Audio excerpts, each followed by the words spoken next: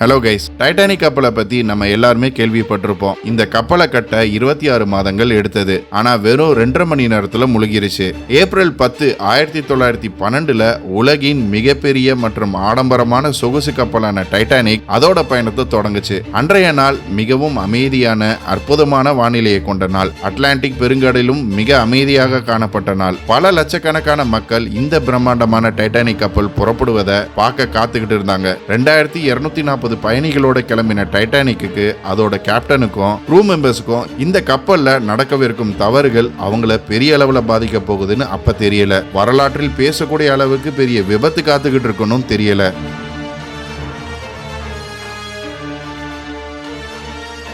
இன்னைக்கு வீடியோல டைட்டானிக் முழுக காரணமாக இருந்த தவறுகளை பத்தி தான் பார்க்க போறோம். இந்த வீடியோல சொல்லியிருக்கும் தகவல்கள் எல்லாமே டைட்டானிக் கப்பலை பத்தி ஆராய்ந்த ஆராய்ச்சியாளர்களின் ரிப்போர்ட்டின் படி சொல்லப்பட்டது. இந்த தகவல்கள் உங்களை ஆச்சரியப்படுத்த போகுது. ஸோ ஸ்கிப் பண்ணாம கடைசி வரைக்கும் பாருங்க. புது வியூவர்ஸ் நம்ம சேனல் என்ன சப்ஸ்கிரைப் பண்ணலைன்னா இமிடியேட்டா சப்ஸ்கிரைப் பண்ணுங்க. பக்கத்துல இருக்க பெல் ஐக்கனை பிரஸ் பண்ணுங்க. அப்பதான் நம்ம போடுற புது வீடியோஸ் உங்களுக்கு நோட்டிஃபை ஆகும்.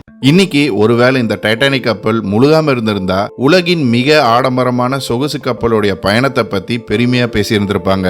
ஆனா டைட்டானிக் கப்பலை கட்டும் போதே சில தவறுகள் நடந்திருக்குன்னு 40 ஆண்டுகள் அனுபவம் உள்ள இந்த கப்பலோட கேப்டன் ஸ்மித்துக்கு கூட தெரியல. சரி, கேப்டனுக்கு தெரியலன்னு விட்டாலும் டைட்டானிக் கப்பலை இயக்கிய ஒயிட் ஸ்டார் லைன் நிறுவனத்துக்கும் தெரியல. அண்ட் இந்த நிறுவனம் 107 கப்பல்களை இயக்கும் பெரிய கப்பல் நிறுவனம். இவ்வளவு ஏன் இந்த கப்பலை கட்டிய ஆர்லாண்ட் அண்ட் உல்ஃப் நிறுவனத்துக்கு கூட தெரியல. இவங்களும் 500க்கும் மேலான கப்பல்களை கட்டியிருக்காங்க. டைட்டானிக் கப்பலை 1909 கட்ட ஆரம்பிச்சாங்க. அண்ட் இதை கட்ட 2000க்கும் மேலான தொழிலாளிகளும் 26 மாதங்களும் எடுத்தது. இந்த கப்பலை கட்டியவுடன் இது சரியா மிதக்குதாங்கிற சோதனையிலையும் தேர்ச்சி பெற்றது. இதனால இந்த கப்பல் கட்டும் நிறுவனத்துக்கு அவங்க உருவாக்குற கப்பல்கள் முழுகாதுங்கிற மிகப்பெரிய நம்பிக்கை. இந்த ஒரு காரணத்தால் இந்த கப்பலுக்கான மார்க்கெட்டிங் பண்ணும் போதே மூழ்க முடியாத சொகுசு கப்பலான டைட்டானிக் இங்கிலாந்து சவுத்தாம்ப்டன்ல இருந்து அமெரிக்கால இருக்கும் நியூயார்க்கு 10 ஏப்ரல் 1912 கிளம்புதுன்னு இந்த கப்பல்ல பயணிக்க எக்கனாமி கிளாஸ் $30, ஃபர்ஸ்ட் கிளாஸ் $180, அதாவது இன்னைக்கு தேதிக்கு 3.5 லட்சம்னு மார்க்கெட்டிங் பண்றாங்க. இந்த ஒரு வார்த்தை மூழ்க முடியாத கப்பல் மற்றும் இதோட ஆடம்பரத்தை பார்க்கவே டைட்டானிக் கப்பலோட எல்லா டிக்கெட்ஸும் வித்து போச்சு. அண்ட் டைட்டானிக்கும் சொன்ன மாதிரி அதோட பயணத்தை தொடங்கியது. இதுக்கு அப்புறம் தான் டைட்டானிக்ல நடந்த தவறுகள் முன்வர தொடங்கியது. டைட்டானிக் கப்பல் நிறுவனத்தோட ஓனர் கிட்ட இருந்து கேப்டன் ஸ்மித்துக்கு ஒரு செய்தி வருது. அதாவது எக்காரணத்துக்காகவும் டைட்டானிக் நியூயார்க் வந்து சேர தாமதமாக கூடாது. 17 ஏப்ரல் வந்தே ஆகணும், இல்ல அவங்களுடைய நிறுவனத்துக்கு பெரிய அவமானம் மற்றும் இழப்பீடு ஏற்படும்னு. இந்த ஒரு காரணத்தினால ஆரம்பத்தில் இருந்தே இந்த கப்பலோட வேகம் அதிகமாவே இருந்தது. புத்தம்புது டைட்டானிக் கப்பலுக்கு இவ்வளவு வேகம் முதல் தடவை. அண்ட் கேப்டனுக்கு கொடுக்கப்பட்ட 7 நாள் காலக்கெடுனால எவ்வளவு சீக்கிரம் போக முடியுமோ போகணுங்கிற கட்டாயத்துல அவரும் இருந்தாரு. அவர்னால டைட்டானிக் கப்பல் பேர் கெடக்கூடாதுன்னு உறுதியாகவும் இருந்தாரு. எந்தவித வாகனங்களாக இருந்தாலும் அப்போதைய காலத்திலயும் சரி இன்றைய காலத்திலயும் சரி எல்லாத்துக்கும் ஸ்பீட் லிமிட் உண்டு. இது பயணத்தை மென்மையாகவும் பாதுகாப்பாகவும் வைக்கும். ஆனா டைட்டானிக் கதையில இது மீறப்பட்டது. சுருக்கமா சொல்லணும்னா கொடுக்கப்பட்ட வேகத்தை விட அதிகமாவே பயணிக்க தொடங்கியது டைட்டானிக். இப்படி 3 நாள் தொடர்ந்து பயணிக்க ஆரம்பித்த டைட்டானிக் பிரான்ஸ்லயும் அயர்லாண்டிலையும் நிறுத்தப்பட்டு அங்க இருந்து தன்னோட கடைசி 3 நாள் பயணத்தை நோக்கி போய்கிட்டு இருந்தது. அதாவது நியூயார்க்கை நோக்கி. 14 ஏப்ரல் 1912 அன்னைக்கு இரவு நேரம் மிக அமைதியா இருந்த கடல்ல சுத்திலும் மிஸ்டால் மறைக்கப்பட்டு இருந்தது. இதனால சரியா பார்க்க முடியாத நிலை. அப்போ டைட்டானிக்கு முன்னால் பயணிக்கிற வேற ஒரு கப்பல்கள்ல இருந்து அவங்க போகிற பாதையில பெரிய பனிப்பாறை இருப்பதாக எச்சரிக்கை வருது. இந்த பனிப்பாறை எச்சரிக்கை 6 தடவை டைட்டானிக்கு கொடுக்கப்பட்டதாக நிபுணர்கள் நம்புறாங்க. ஆனா வயர்லெஸ் ஆபரேட்டர்ஸ் இந்த எச்சரிக்கையை அலட்சியப்படுத்துறாங்க. பொதுவா இந்த மாதிரி முக்கிய எச்சரிக்கைகளை ஆபரேட்டர்ஸ் தவற விடுவது சாதாரண விஷயமாக இருந்தாலும் அன்றைக்கு கவனமா பார்த்திருக்கலாம். கேப்டன் கிட்ட இன்ஃபார்ம் பண்ணி அவங்க போகிற பாதையை கொஞ்சம் டைவர்ட் பண்ணிருக்கலாம். கேப்டனும் விஐபி பயணிகளோட பிஸியா இருந்ததால் ஆபரேட்டர்ஸ் இந்த எச்சரிக்கையை பெரிதா எடுத்துக்கல. ஒருவேளை இந்த எச்சரிக்கையை சீரியஸா எடுத்திருந்தாங்கன்னா இந்த விபத்தை தவிர்த்திருக்கலாம்னு நிபுணர்கள் நம்புறாங்க. அளவுக்கு அதிகமான வேகம் முக்கியமான எச்சரிக்கையும் புறக்கணிக்கப்பட்டது. டைட்டானிக் இப்போ பனிப்பாறையோட எல்லைக்குள்ள வேகமாவும் அச்சமின்றி போய்கிட்டு இருந்தது. ஆனா இந்த கப்பலோட கார்ட்ஸ் அலர்ட்டா இருந்தாங்க. இவங்க கப்பலை சரியான நேரத்துல விபத்துல இருந்து காப்பாத்தி இருக்கலாம். இவங்களோட வேலையே பனிப்பாறை வருதான்னு பாக்குறது தான். ஆனா இவங்க கிட்ட தொலைதூரம் வரைக்கும் பார்க்கக்கூடிய பைனாகுலர்ஸ் இல்ல. இந்த ஒரு காரணத்தினால அந்த இருட்டுல பனிப்பாறை வருவதை முன்னாடியே பார்த்து சொல்ல முடியல.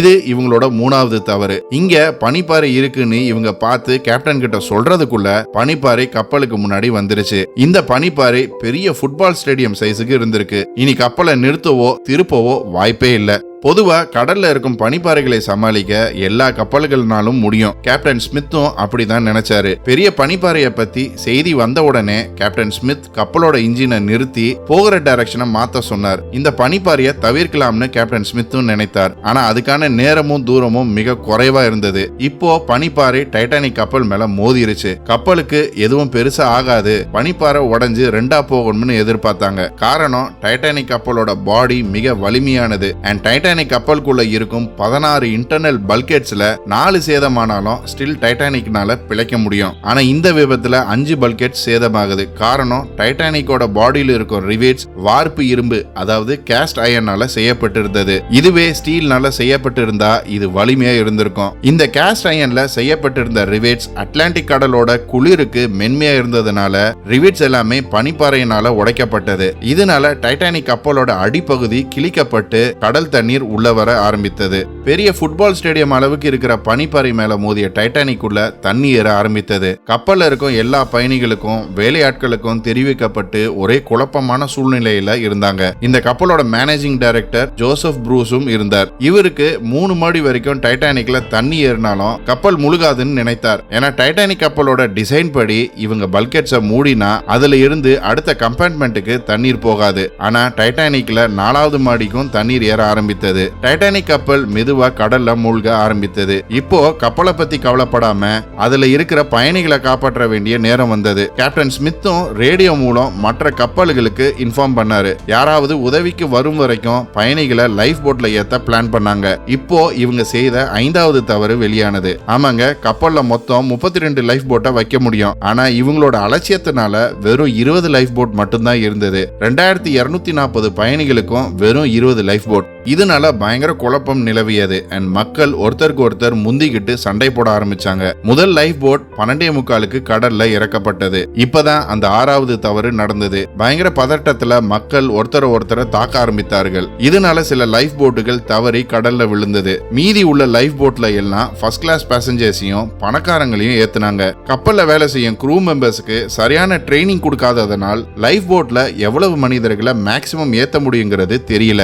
இதனால 1178 மனிதர்களை காப்பாற்ற முடிந்த லைஃப் போட்ல வெறும் 710 பேரை தான் காப்பாத்தினாங்க. கப்பல்ல ஏற்பட்ட ஷார்ட் சர்க்கியூட்னால 2:18க்கு டைட்டானிக்ல உள்ள எல்லா லைட்ஸும் ஆஃப் ஆகிருச்சு. டைட்டானிக் கப்பல் முழுமையா முழுக 2 மணி நேரம் 40 நிமிஷம் எடுத்தது. அண்ட் பரிதாபமா 1530 பேர் குளிர்ந்த கடல் தண்ணியில மூழ்கி இறந்து போனாங்க. கடல் தண்ணீரோட டெம்பரேச்சர் -2 டிகிரி செல்சியஸ் இருந்தது. இந்த குளிர் தண்ணீர்ல நீச்சல் தெரிஞ்சவங்க கூட 15ல இருந்து 30 நிமிஷத்துல இறந்து போயிருவாங்க. மனிதர்களுடைய உடல் அவ்வளவுதான் குளிர் தாங்கும். மொத்த மக்கள் இந்த விபத்துல இறந்து போனவங்க 1530க்கும் மேல இருக்கும்னு சொல்லப்படுது. ஏன்னா பல பேர் இந்த கப்பல்ல டிக்கெட் இல்லாம திருட்டுத்தனமா பயணித்ததாகவும் சொல்லப்படுது. இந்த விபத்துல இருந்து தப்பித்த மக்கள் அதிகபட்சமான குழந்தைகளும் பெண்களும் தான். டைட்டானிக் கப்பலோட கேப்டன் ஸ்மித் இந்த கப்பல் கூடவே மூழ்கி இறந்து போனதாகவும் சொல்லப்படுது. ஓகே கைஸ், இன்னைக்கு வீடியோ அவ்வளவுதான். ஒருவேளை இந்த தவறுகளை தவிர்த்திருந்தா டைட்டானிக் கப்பல் முழுகியிருக்காது. அப்படி முழுகினாலும் அதிக உயிர்களை காப்பாத்திருக்கலாம். இந்த வீடியோ உங்களுக்கு பிடிச்சிருந்தா லைக் பண்ணுங்க, ஷேர் பண்ணுங்க. போன வாரம் கமெண்ட் பண்ணவங்களை பத்தி பார்ப்போம்.